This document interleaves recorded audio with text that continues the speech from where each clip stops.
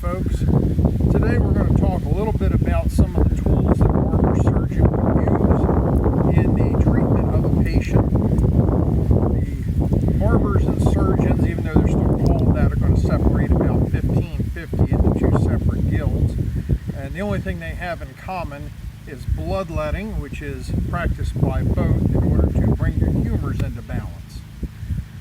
What I'm going to discuss today are two of my favorite and more interesting tools, specifically the trephine and the spatula mondani.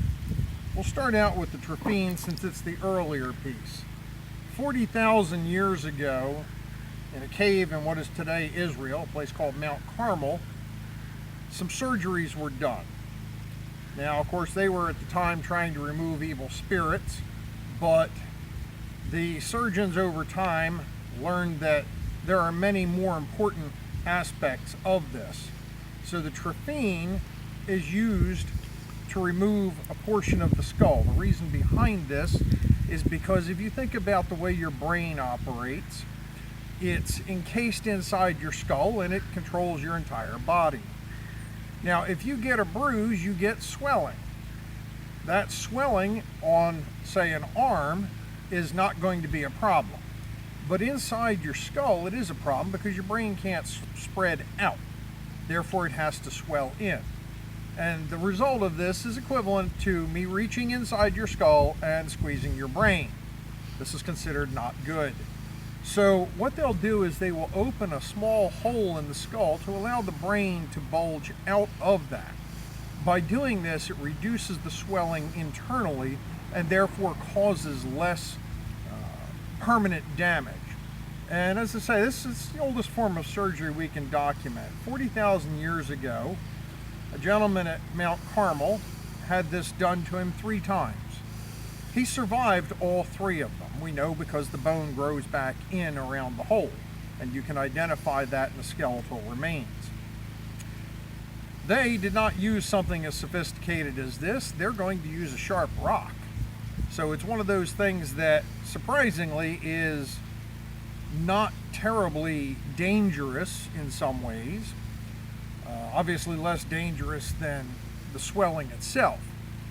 But by doing this, we're able to release that pressure, and once the swelling goes back down, the brain goes back in where it belongs, and eventually the healing begins.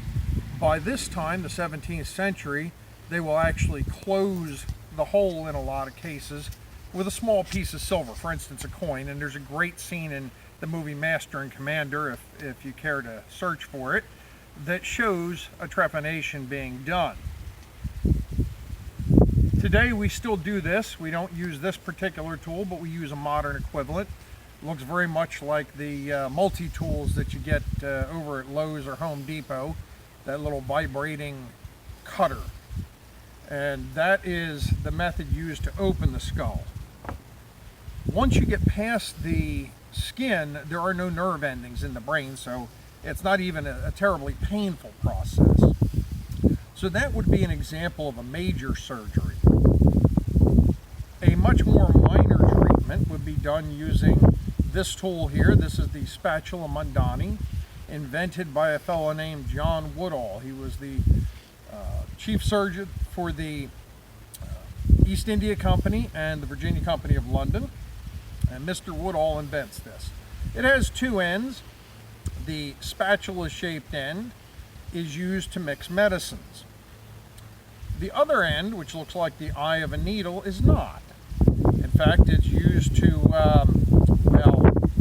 clear impaction would be the way they would refer to it. So 400 years ago, you can't run down to the local drugstore and purchase a box of X-Lax.